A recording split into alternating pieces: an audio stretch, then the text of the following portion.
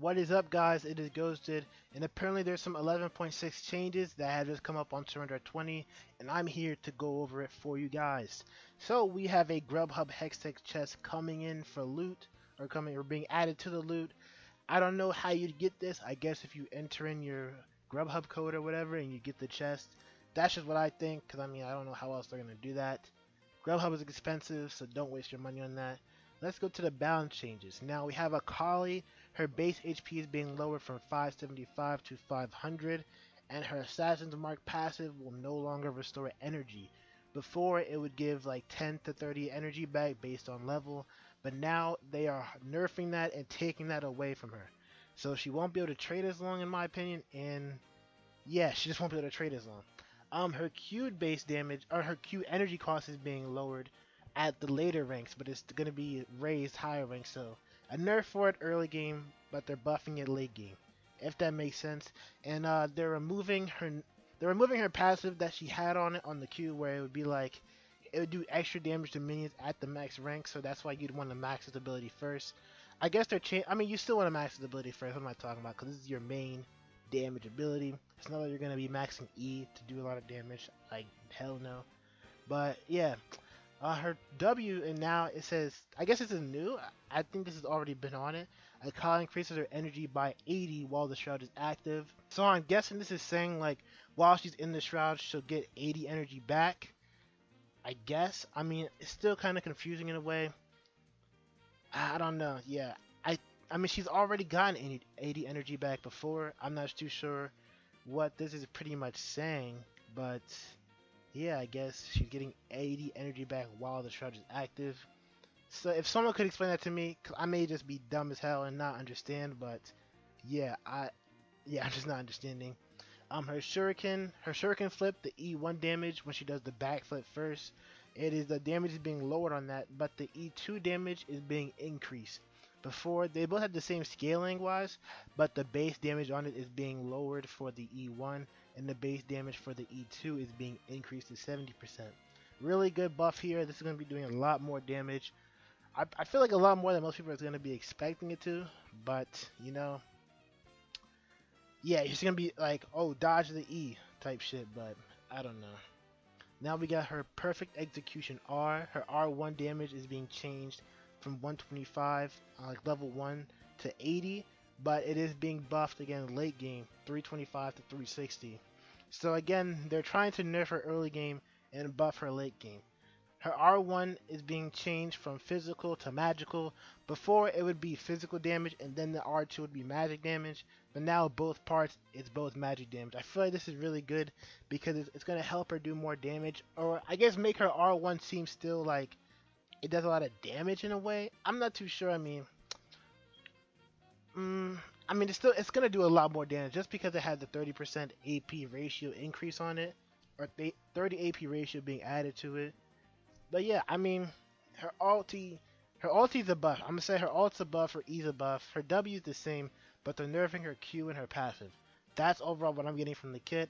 And overall, they listed it under as a buff, so we gotta see how it is on the PvE. I tried to play AKALI on the PvE, but due to fucking trolls and not being able to get mid or AKALI, I couldn't. It was hard to tell to do. I couldn't do it.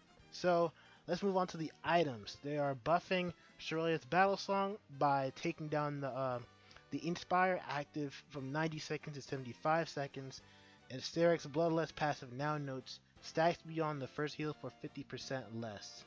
So I guess you can no longer get like the same stack. They're gonna take it down for 50% less after you get the first heal. And we got Immortal Shield Bow. I actually tried to get a video for this too. Sucks because couldn't get Yasuo and I couldn't really like. I did get in one game, but we had an AFK and our top lane was trolling, so I didn't really want to upload that. But let's take a look and see what it says here. The Lifeline passive, it is removing the lifesteal increase and they're changing it to 25 to a 50% attack speed increase. And the shield is also being increased. I don't think the shield needs to be increased per se. I feel like the shield's already good. I feel like the shield part, what didn't need to be added, but yeah, the attack speed I feel like it's gonna be a lot better. You're gonna be able to get the lifesteal off much faster, or not? Yeah, much faster. instead of having the lifesteal be increased.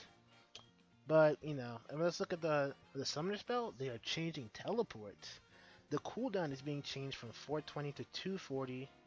I know the cooldown is being changed from 420 to 240 to 420 to 210, and the movement speed is changed from 30 to 50% at max or late game to 50% base. That's kind of that's good for the earlier levels. And this version of TP removed the home guard movement speed effect from both the revive home guards and post 20-minute home guards. And yeah, that's all we got for this, guys. There's also some stuff that they had to change. The Vampire Acceptor, it used to say 80, but they just meant to nerf that actually. They came to nerf Vampire Acceptor from 10% to 8%, but they're also lowering the cost 50 gold less. Yeah, that's gonna be a good buff to start at lifesteal, in my opinion. Because again, lifesteal is rampant upon the entire game. You need to get healing reduction every game, damn near, just to stop it. And even then, it's not even that effective. Let's see. We have Immortal Shield Bow, the plus Blood Ward, slight nerf for melee, slight buff for range. They're taking the lifesteal down a bit, removing the passive like we already went over, and the shield and the attack speed buff is being, attack speed proc is being added. And then the Blade of Ruin King, slight nerf. The siphon damage is being increased late game, but they're taking away they're taking away 2% of the lifesteal. And then we got Ravenous Hunter being nerfed.